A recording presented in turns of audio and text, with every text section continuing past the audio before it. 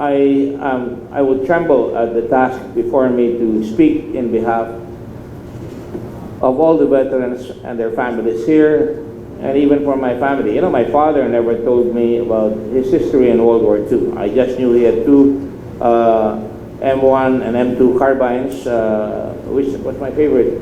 I even hunted with it. But I knew that he was in the guerrillas. I saw a picture of him with my uncle.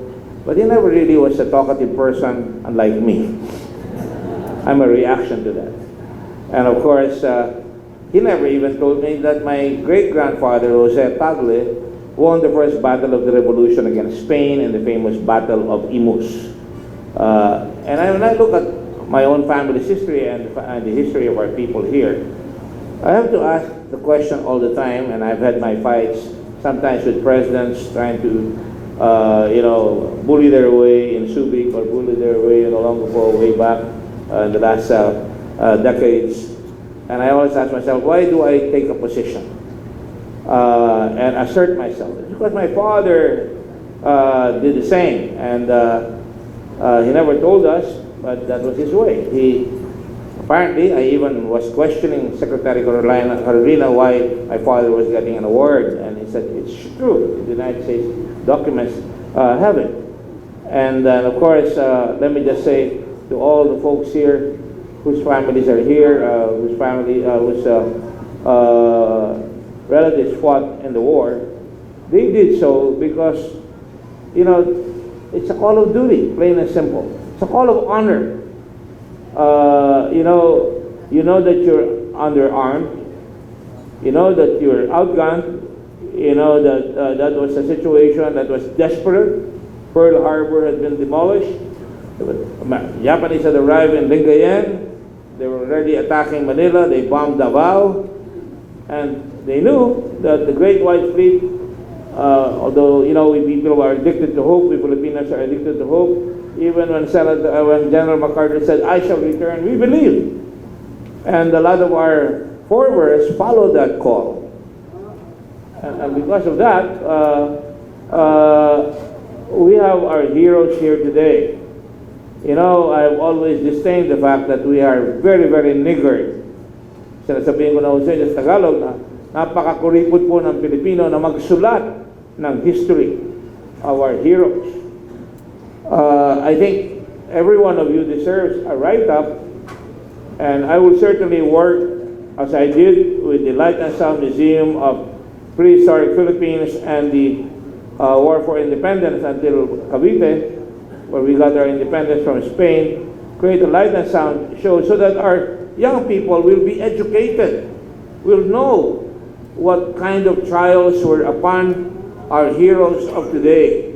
You know, sometimes it's easy to look at the man with the uniform and, you know, they're always very attractive. The PMA cadets marching in formation, you know, pilots in their uniforms. But certainly, that's only the facade.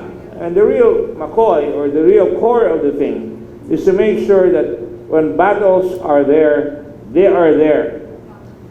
You know, it's a known fact that there were about 70,000 troops that fought in Bataan. 10,000 were Americans and 60,000 were Filipinos. And at that time, they had to fight. And I have to be frank here, discrimination, they were looked down upon. The rations were not distributed equally. And I know from first hand, because I was talking with my good friend Ceres Burgos, who was in the Red Cross with me and who was in the Ateneo alumni with me. Although he also belonged to the other school, De La Salle. You know, and but I can tell you that he gave me these stories, and he fought very, very hard. And you know, when we were in the Ateneo, we had a book called Under the Red Sun, and this is written by Father Forbes Monahan. I don't know if you read that, Nes, but it's a great book. And when I say it now, some Filipino Jesuits, as usual, very, very sarcastic, said, oh, that's the book that was written by a Jesuit on how the Ateneo won the war. And I said, what's wrong with that? Many of the people in our school, in UP, in my other school, they fought as hunters, guerrillas. They fought privation. They fought, you know, complacent people who tell them, no, huwag ka na sumama dyan. People like Roque Ablan, Sr., who fought right away in Ilocos Sur, in Ilocos Norte. He was a governor. He was number 7 in the bar, but you hardly hear of him. He fought there and he disappeared after beating the Japanese, giving them a bloody nose, not a bloody nose, 150 Japanese dead in ambuscades, and yet he's not counted. Or for that matter, Wenceslas Wilson, who should be a national hero from Bicol. And when I talk about these heroes, I'm really talking about you folks here, kayo na andito, sapagkat kayo yan eh.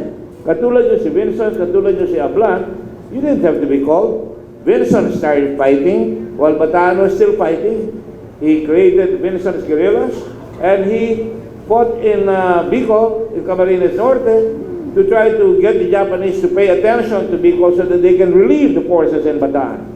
And he fought and fought and fought, and people tried to dissuade him, but he won some battles, and eventually, when he was captured, like Ablan, several high, Vincent was a congressman and governor. He was also number 3 in the bar exams of 1933. This was the creme de la creme of our people. And Wenceslas Vincent, lumabas siya, numahuli siya, pinupuntahan, like Ablan, pinupuntahan ng mga matataas sa politiko para sumuko na sa hapon. O iba sa amin, sumama na, nag-collaborate na. But Vincent decided, we'll fight on. Ablan never stopped until he disappeared and was never found.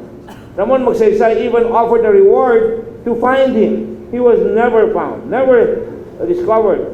His wife went on to become a member of the Red Cross, and his other nephew became a governor of the Red Cross. But these are people with causes, so they live on to history. And Wenceslas Vincent, again, some very high officials of the country went there. They could not verify whether, in fact, that was Vincent. The Japanese didn't know whether they, in fact, 100% sure that he was Vincent.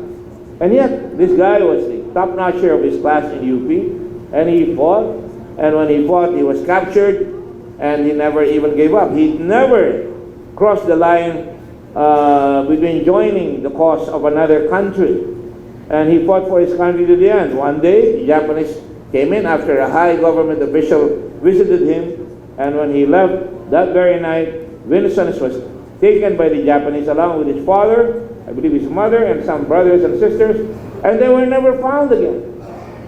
His wife was also executed. They lost their entire family. So ganun tayo dito ngayon. Sometimes we really are very short on memories. I must remind everybody here, including Kaiko, Kaiko Likwanan, who was he and I were in the ROTC together, and his father is a hero here as well. But we're not receiving the award. We're only receiving the award in behalf of our fathers. The award really belongs to the people who fought. And to those who are still alive, a hearty salute once again. Because, let me tell you, it took a while before the Americans finally realized that their allies, the Filipinos, fought without being asked. They never waited for President Roosevelt to say, oh, we'll give you an award, we'll give you a monetary award, we'll give them the same benefits that American forces will get after the war. That was announced by President Roosevelt. By that time, Filipinos were already in Bataan. They were already fighting. And that's why when I met President Bush, when I was taken by President Arroyo in 2003, I told the President of the United States, and I said, I gathered all the courage that I could say, and I said, Mr. President, you owe us a debt of honor. We don't want the money, just the money, although many of our people are suffering privation. We want the recognition that they must be given. These guys volunteered. It was an act of the will, an act of courage and bravery.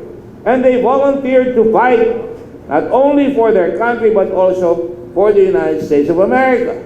And yet they forgot. It was people like Dan Inoue, whom I had the privilege of meeting several times, a Japanese American himself, who lost his arm in combat in Europe, and whose families were incarcerated in Nevada or somewhere there. And he was the one who was fighting for us. Senator Akaka, Congressman Bob Filner of San Diego, the United States, and of course Dana Rohrabacher in California. There were Americans, of course, who did not agree with their policy. And these were the people na pinaglaban kayo. And so, ang masakit yan when we were about to get it, I was told by Bob Filler and said, you know, Dick and Dana Laura Barker, if you get this, it will not be given to you because there is a law in your country that says hindi makukuha ng veterano yung kanyang pension unless because there is that law prohibiting him from getting a pension from another country. And so we had to work double time. And we got that passed. And so that paved the way. You know, this was not given by way of a direct act of the American government. This was done by imaginative legislation by Senator Inouye, that we would get this award, and it was a rider in the American Recovery Act.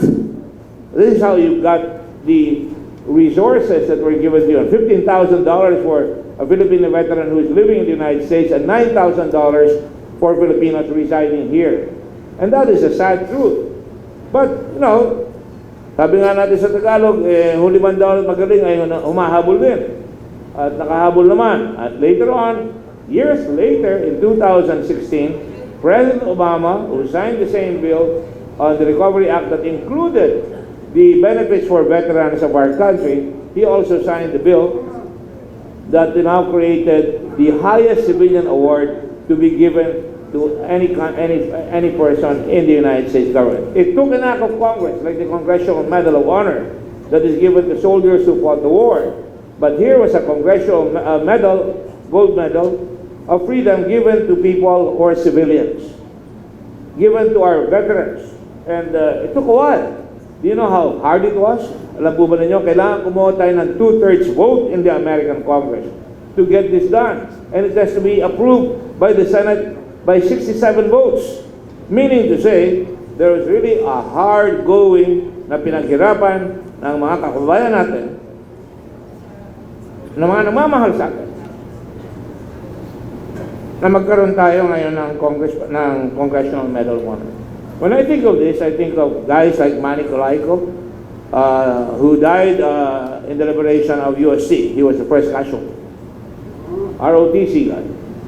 And you know, when he was captured, when he fought in Bataan, he said, hey, ba't ba ganyan kayo? Sabi ng Hapon. Yung ibang mga bansa, when we went to other countries, the countries they're at, after all, the first time an Asian country made the white man or the Caucasian race defeat them for a while. They didn't know that there was a Lapu-Lapu who was the first Asian who beat the colonial invader from the West, way before all these things happened. So that's how I look at Lapu-Lapu. Siya ang unang-unang lumaban sa mga dayuhan na galing sa Europe at tinalo niya. Pero tayo ay may lahi na ganyan. Kaya sa ating national anthem, sa manlulupig, hindi ka pasisiil.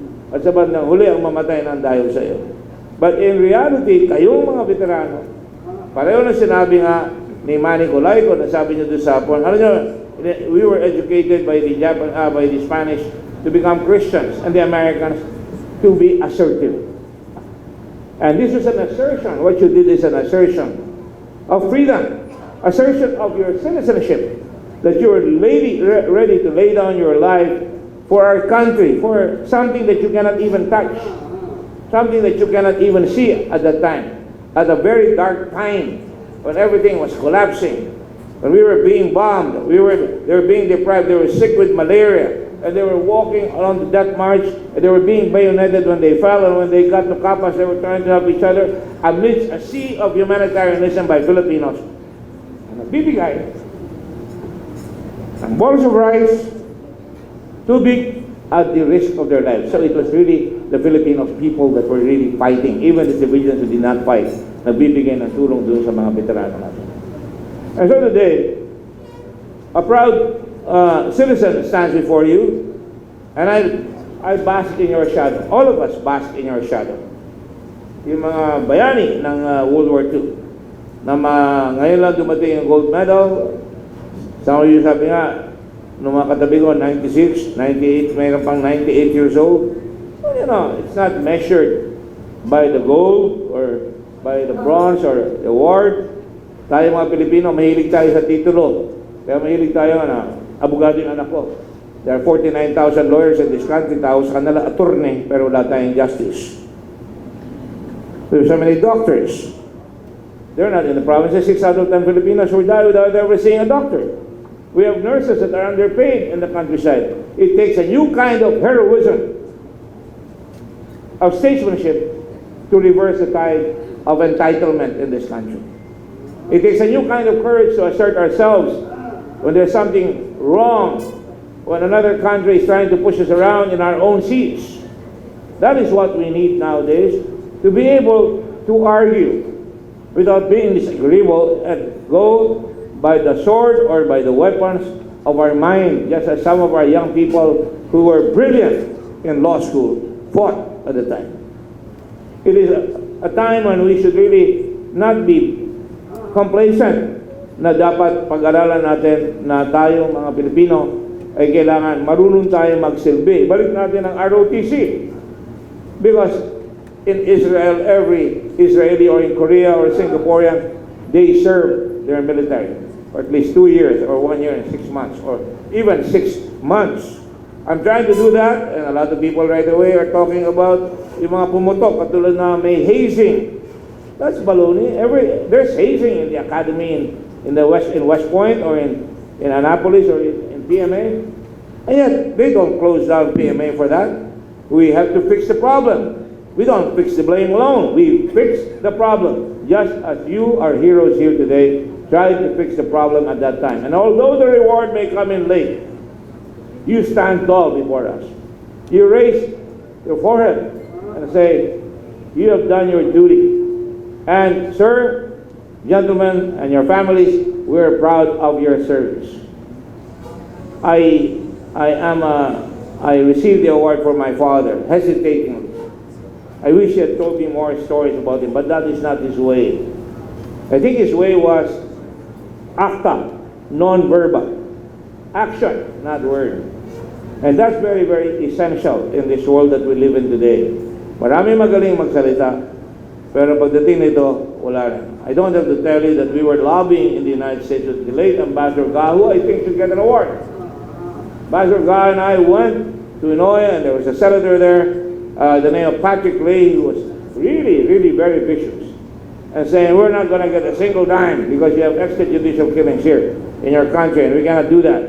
And I said, you're going to sacrifice the Americans fighting right now in Basilan, or stay in Basilan, teaching our people how to fight, just because of this extrajudicial killing.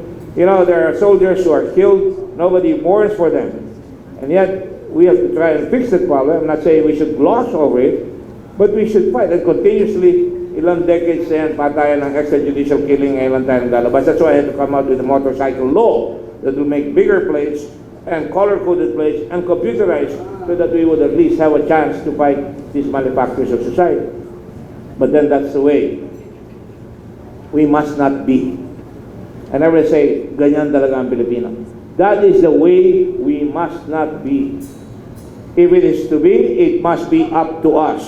If change is going to happen, it will happen because all of you, like our soldiers, like our veterans, like our guerrillas, like civilians, who picked up a weapon and fought the invader and gave all his all, suffered privation and tribulations, unthinkable ones, being separated from their families, being tortured by their families could be taken by the Japanese and tortured as well.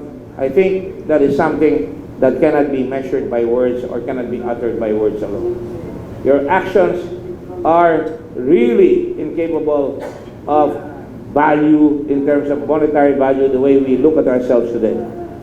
Not everything is about money. Not everything that glisters is gold, as Shakespeare would say. And so today, I would like to end by quoting Ralph Waldo Emerson's, "Not gold, but only men can make nations great and strong. Men who for truth and honor's sake stand fast and suffer long. Brave men who work while others sleep. Men who dare while others shy. They build the nation's pillars deep and lift them to the skies." Thank you very much for lifting this country in its darkest days. Thank you very much.